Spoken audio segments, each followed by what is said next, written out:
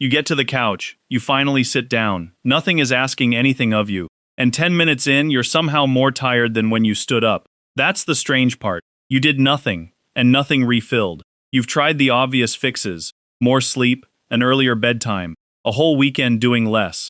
The part of you that's exhausted isn't the part sleep was built to repair. Your brain has a network that runs hardest the moment you stop doing anything. It has a name, and once you know what it does, the couch makes perfect sense. By the end of this, you'll know exactly what it is, and the one move that actually shuts it off. Start with the wrong diagnosis. You assume tired means underslept, so you throw sleep at it. But sleep restores a physical system: muscles, circadian rhythm, memory filing.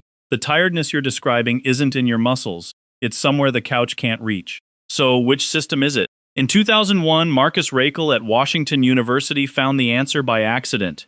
He was watching brains do nothing, lying still, no task, nothing to solve. He expected the scans to go quiet. They lit up instead. He'd found what's now called the default mode network.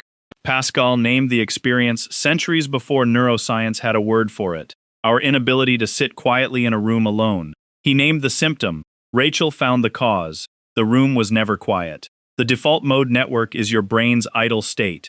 Except idle burns about 20% of your body's total energy. That's what runs when you're not on task. Replaying the conversation, rehearsing tomorrow, scanning who's mad at you. When did you last sit still and feel lighter for it? Lie on the couch with nothing to do, and this takes over. You're not resting. You're running a different app, the most expensive one you have. So the couch doesn't help because your brain never went offline.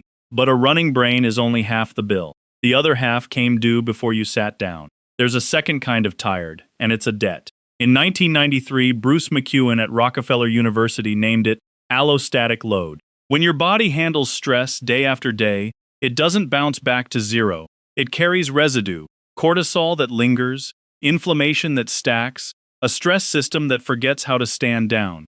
A nap does not pay this. You're not tired from today. You're paying yesterday's bill with today's rest. And the interest keeps growing. Think about the last time deep sleep actually put you right. Was it a hard week or a hard year? Sleep clears a hard week. It was never designed to clear a hard year. So one debt is chemical. But there's a job you're doing all day that never shows up on any clock. Sociologist Hochschild called it emotional labor back in 1983. Managing how you come across.